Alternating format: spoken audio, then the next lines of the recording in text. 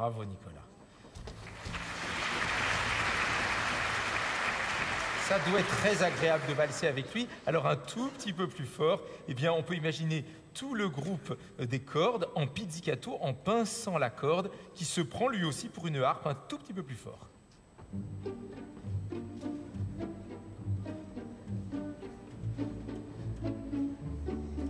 Et s'ils balayent les cordes avec leurs doigts, ça devient carrément non plus une harpe, mais une grande guitare.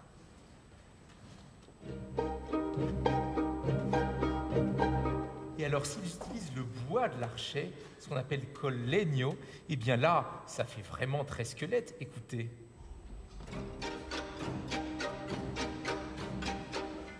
Je pense que ça va aller très bien avec le xylophone de Renaud. On essaye tout le monde ensemble ?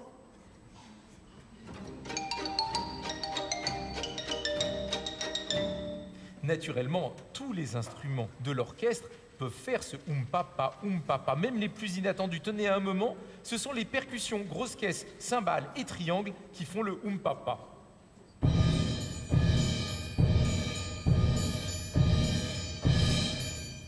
Voilà, nous allons pouvoir entendre la première partie de la danse macabre. Mais il y a un dernier élément de pittoresque que je voudrais examiner avec vous, ce sont les 12 coups de minuit. Mais oui, vous savez bien que c'est à partir de minuit qu'on a la permission de sortie dans un cimetière.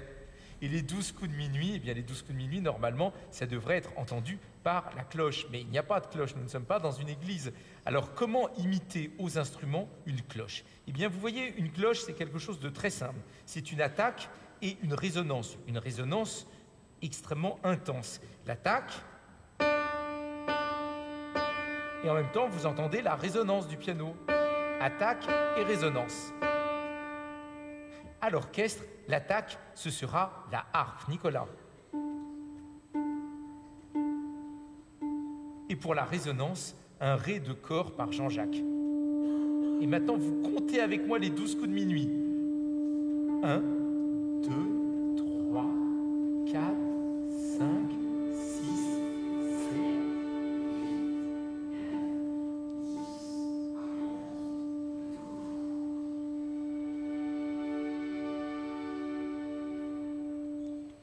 Il est minuit, quelque chose va arriver, quelque chose de mystérieux.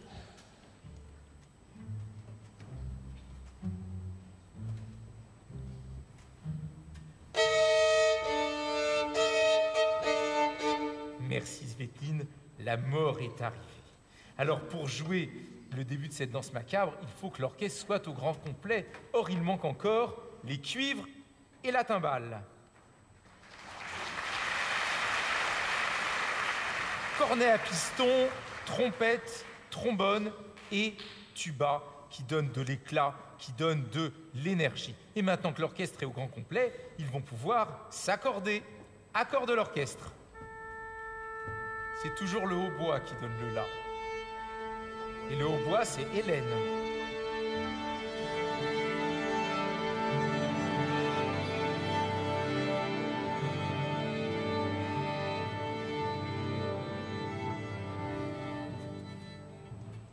L'orchestre est accordé.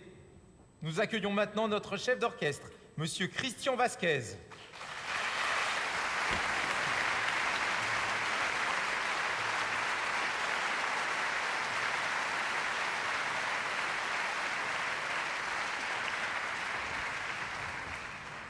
Bon, vous vous souvenez de tout, hein, les 12 coups de minuit, les pizzicato mystérieux, la mort et son violon, le thème des squelettes, le thème des humains, alternance des deux thèmes jusqu'à l'entrée du xylophone. C'est parti.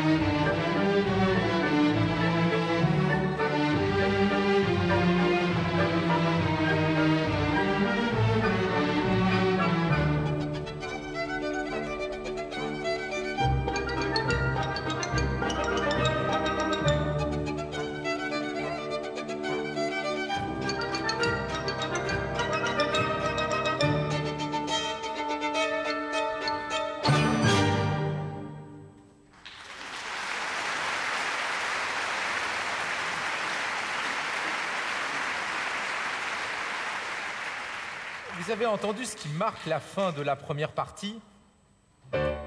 Cet enchaînement de 2 accords. On appelle ça une cadence, et même une cadence parfaite. Ça signifie toujours une ponctuation, la fin d'un morceau ou la fin d'une partie. Et maintenant, que va-t-il se passer? Eh bien, des tas de choses. D'abord, la mort, en frappant les tombes avec son talon, va réveiller tous les morts, les uns après les autres. C'est-à-dire que le thème va circuler petit à petit à tous les pupitres de l'orchestre. Et ça commence par les violoncelles et les altos. Et maintenant, les seconds violons.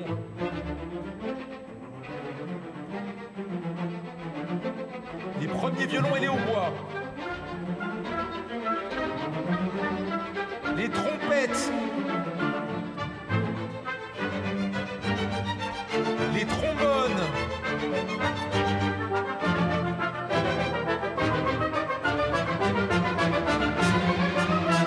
C'est qu'il y a beaucoup de monde maintenant dans le cimetière. On a commencé avec 2 squelettes et maintenant toutes les tombes se sont ouvertes et c'est le sabbat. Et une sorte de valse étrangement joyeuse commence à se dessiner. Et cette valse, elle repose sur un thème très ancien, très connu, un thème du Moyen-Âge, le thème du Dies Irae, le thème des morts, le thème qui traditionnellement dans la messe est utilisé au moment où on évoque l'Apocalypse. Écoutons cette valse sur l'Apocalypse.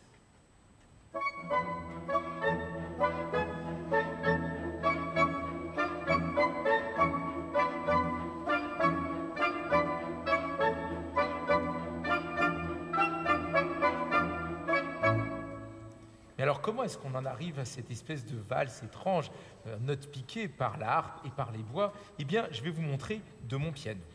Le thème du Dies Irae originel, le voici.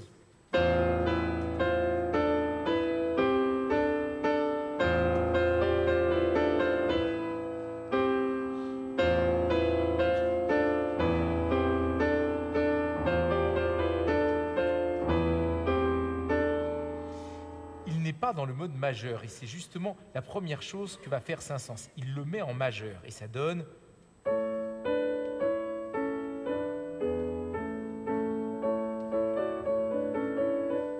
Et non seulement il le met en majeur, mais à 3 temps, et 1, 2, 3, 1, 2, 3, etc. Et nous arrivons à ma petite valse. Vous voulez entendre encore une fois la valse par les bois et la harpe? Lo mismo.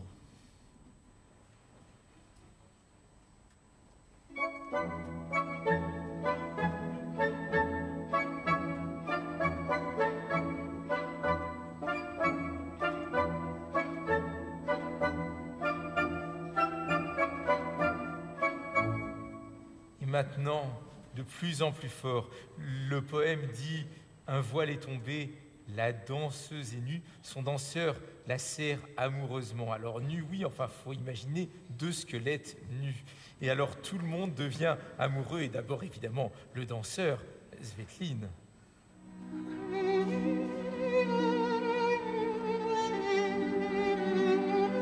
même thème aux flûtes et au corps.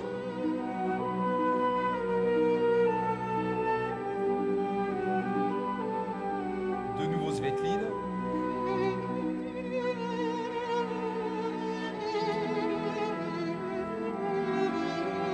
Les altos et les violons.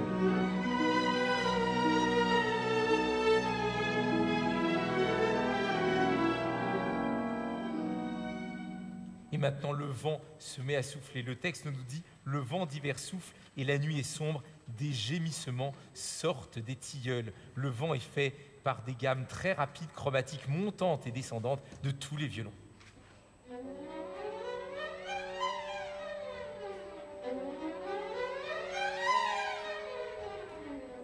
Mais qu'est-ce qui se passe sous le gémissement des tilleuls?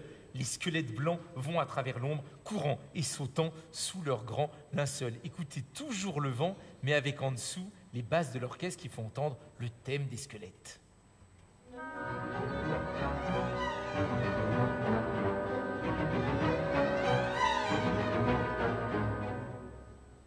Et maintenant, la fête bat son plein. Il va y avoir une accélération, un paroxysme. Et pour montrer cette accélération, cette intensification de la fête, Saint-Saëns fait la chose suivante. Il prend les deux thèmes, mais il les resserre. Il n'en garde plus que le tout début. Tenez, commençons avec le thème des squelettes. Tagadagada, tagadagada. Vous en rappelez celui-là, zigué, zigué, zag, la mort en cadence, frappant une tombe avec son talon. Eh bien, Saint-Saëns ne prend plus que le début. Tagadagadam, tagadagadam, tagadagadam. Par exemple, au corps et aux trompettes. Juste le rythme. Tagatagatam, pam, pam. Tagatagatam, pam, pam. Au point qu'il peut même être donné par la timbale toute seule. Benoît.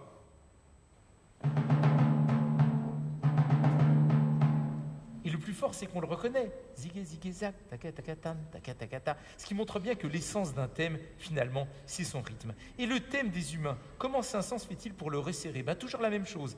Il ne retient que le début. Tari, taram, param, param. Il le met en canon, au vent.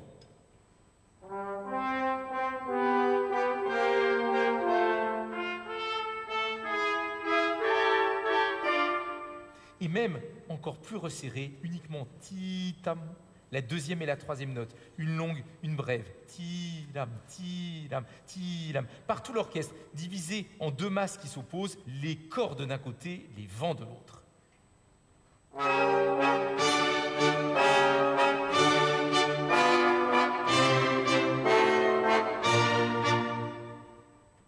C'est la superposition des deux thèmes. Mais oui, parce que vous l'imaginez bien, les humains finissent par danser avec les squelettes. C'est un petit peu ça, l'idée du fantastique. Normalement, le monde fantastique, c'est un monde que nous ne connaissons pas. C'est un monde qui n'existe pas tout en étant très présent.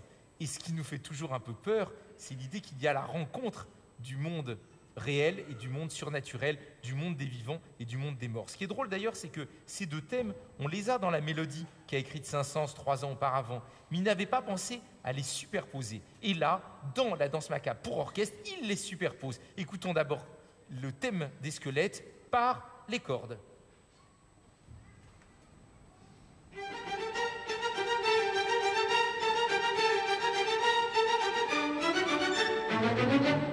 Maintenant, le thème des humains par les deux trombones.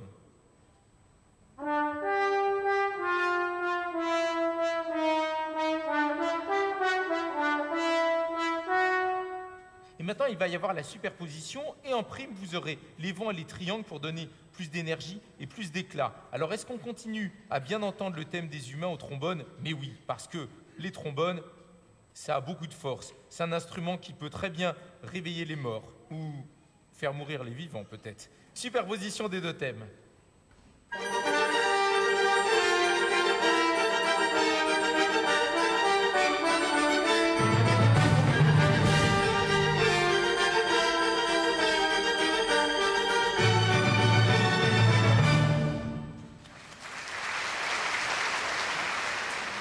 Bon alors maintenant, c'est vraiment le paroxysme